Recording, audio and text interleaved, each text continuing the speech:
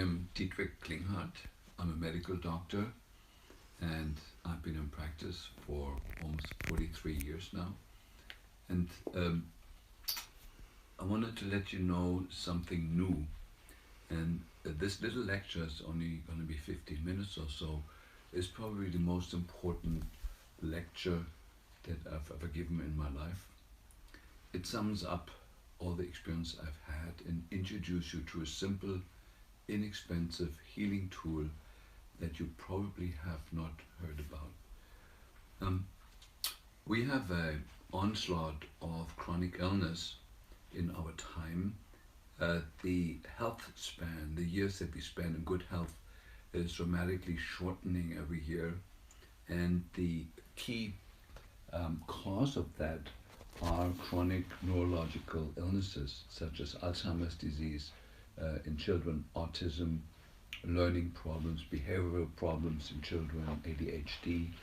In adults, it's chronic fatigue, the fibromyalgia, the multiple sclerosis, ALS, Parkinson's, and so forth. In the 1980s, we thought we found a solution for it by diagnosing candida and other molds as the underlying cause of illnesses. Then we discovered in the 1990s that there is a deeper reason for the breakdown of the immune system, and looked at the herpes viruses, Epstein-Barr, herpes simplex, cytomegalovirus, herpes type 6, and so forth. And then in the early part of this century, we discovered Lyme disease as the real cause of illness that was deeper than the other issues that we found before, and tried to address the chronic illnesses by addressing Lyme disease. That was quite successful in some cases, but in increasing numbers of people it is no longer successful. And so through the work of some brilliant researchers, Frank Rossetti, Judy Mikovits,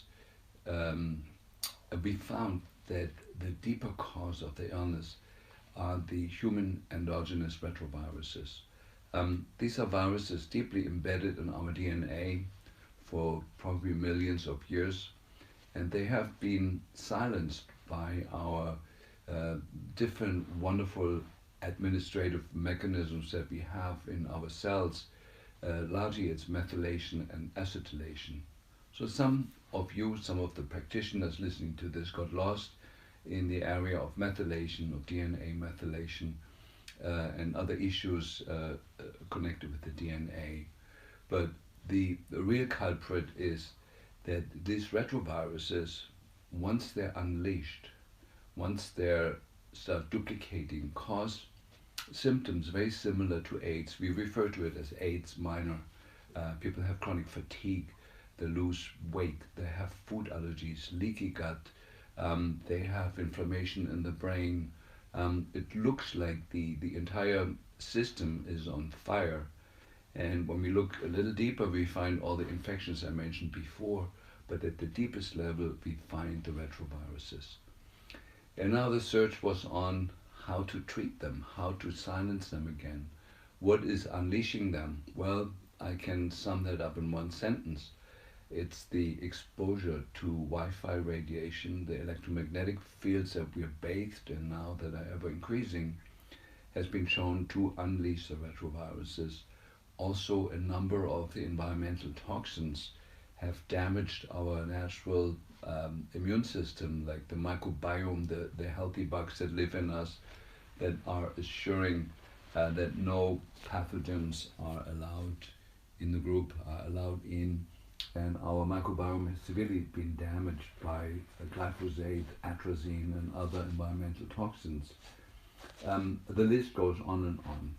Basically, we have created a situation where our immune system is no longer to even control its own endogenous pathogens that we're born with. And so our system is crying out for help. And we've been investigating this issue. I was in contact with Judy Mikovits 12 years ago at our think tank in California, learned about the retroviruses, and we've been looking at the commercial pharmaceutical agents. We've been looking at different herbal preparations, and the most powerful treatment that covers not only the retroviruses but also the molds, also the Lyme spirochetes, also the other viruses, is one simple herb, one simple plant that grows in the Mediterranean. It's called Mediterranean rock rose is the conventional name, but it's really different species of cistus. The species that we've selected for our work is called Cistus incanus, and it is harvested in Sardinia.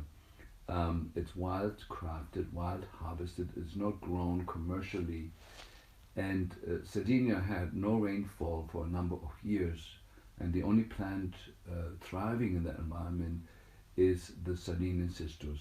And so this plant develops a huge number of plant-based antioxidants and plant adaptogens, and has given it a huge armamentarium, a huge number of plant-based ingredients that have this incredible array of effects, from antiviral, antibacterial, anti-mold, and antiretroviral.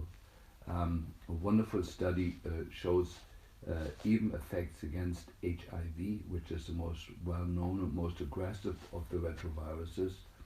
And it's been shown even in cases where HIV, the virus, was resistant to multiple antiretroviral pharmaceutical agents, cistus was successful in treating that. And so what do we do with it? Well, cistus in generally is used as a tea, and the tea is prepared in a certain way. It is brought slowly to a boil, just very briefly, with the lid on, because there is a lot of essential oils in the tea that evaporate if you don't have the lid on.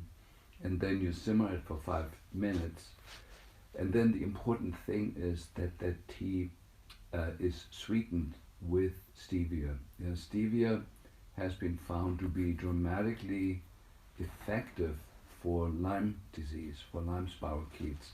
In fact, it was compared by Professor Ifasapi to triple antibiotic therapy, admittedly in an in vitro study, and was found to be more successful as antibiotic treatment. And so by combining the cistus tea, sweetening it with stevia, combining it with stevia, has propelled it forward in being probably the most powerful treatment for Lyme disease, but also for mold illness, but also for Epstein-Barr and the herpes viruses, and for the human endogenous retroviruses.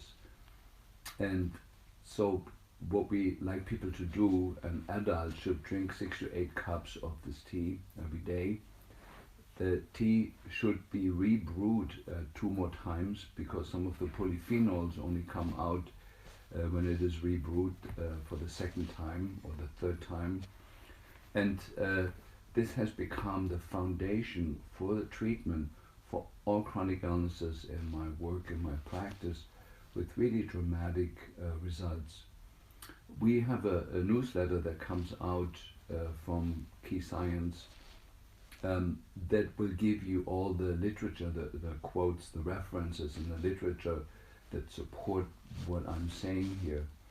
And a final remark is there is many suppliers of cistus tea now on the market that have caught up with our research, but it is really the number of plant-based adaptogens that give it this tremendous effect against all the different microbes is only found in one particular species of Cistus incanus that grows wildly in Sardinia. The moment cistus is planted in fields, it has to be sprayed against insects and plagues, and it has to be it is sort of spoiled. It doesn't develop the same strength that it does when it's wildly grown. That's the only condition under which it develops this incredible strength.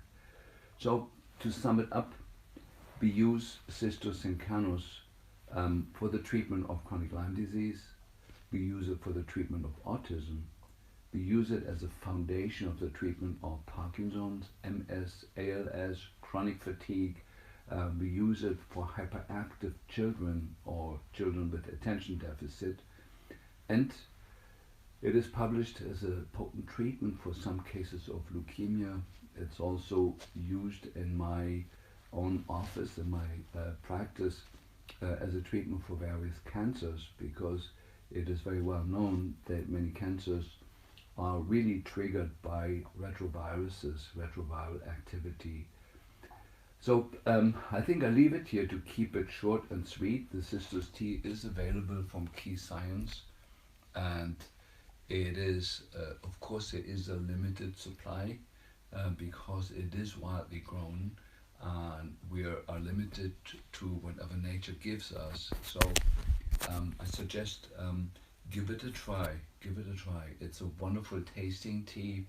It's the only treatment for Lyme disease, for mold illness, for herpes infections, for retroviruses, for chronic fatigue that actually tastes good and is very affordable.